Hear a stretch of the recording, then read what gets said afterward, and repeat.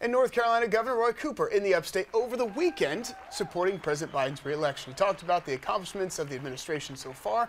The governor stopping in Pickens and Greenville on Saturday, and we got to speak with him at his stop in Greenville. Governor, thank you so much for taking time with us. First and foremost, you're here in South Carolina, in the Upstate. Why was it important to come down to stump for President Biden? Well, South Carolina played a large role in making sure that President Biden was nominated and being able to beat Donald Trump.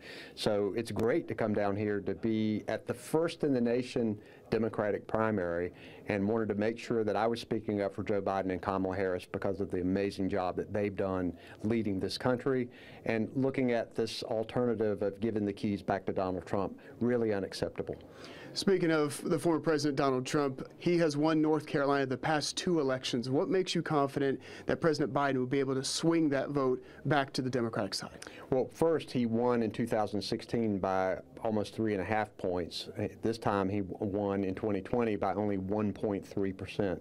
It was his closest win.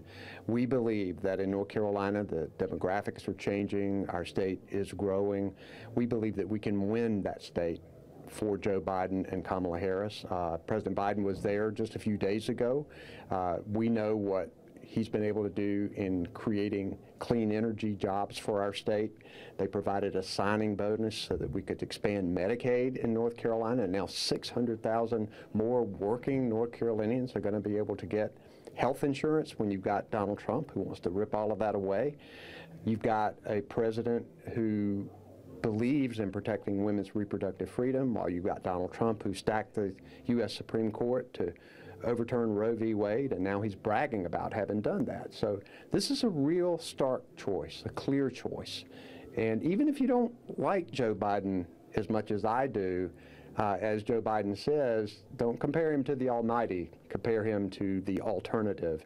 And the alternative is going to be Donald Trump. And I think when we want to preserve our democracy, when we want to continue to get consumer confidence up and push inflation down, we want to get jobs for people, health care for people, clean water for people, Joe Biden's the choice.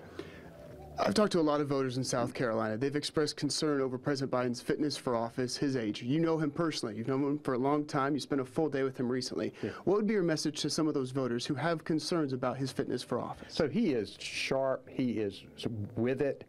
I rode around with him for much of the afternoon and spent time with him. We talked details on foreign policy. We talked about the border security agreement he's trying to get with Republicans in Congress. We talked about health care and ways that we could get health insurance to these other 10 states, including South Carolina, that hadn't taken the federal government up on bringing back their own taxpayer money that they've already paid for to Washington to get health insurance for people. Joe Biden is going to be even better in his second term than he's been in his first term. And I'll tell you, he did more in his first 2 years than most presidents could hope to do in 8. And I feel very confident about his ability to win this election and continue governing our state and being the leader of the free world. You're a Democratic governor in a supermajority state with Republicans, a lot of compromise that you've had to make. What would be your message to those in Washington looking for compromise? Because a lot of voters I've talked to also said that they want someone to unite the country. Yeah. So that unity, that meeting in the middle, what would be your advice that you would want to see out of Washington? Well, it's important to make sure you approach governing in a bipartisan way.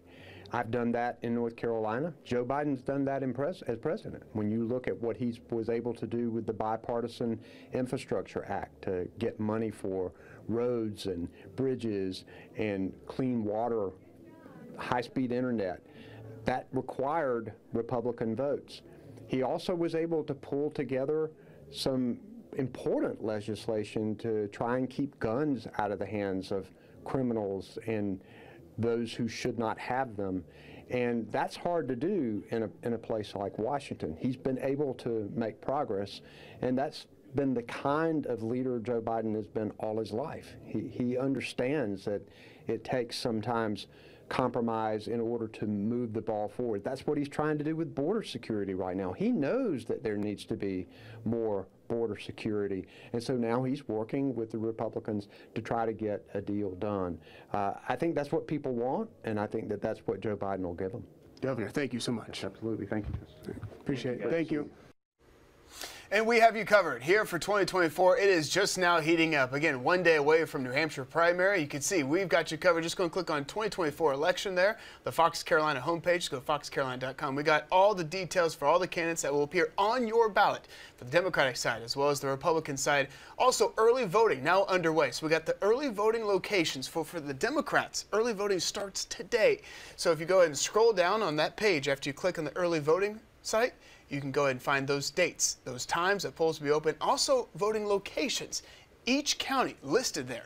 Online, you can find exactly where you need to go. Most counties, there's just one location, but for Greenville, you've got multiple. So we've got you covered there, foxcarolina.com. Go and stay with us. Again, we are just now getting started. First in the nation primary for Democrats, first in the South primary for Republicans.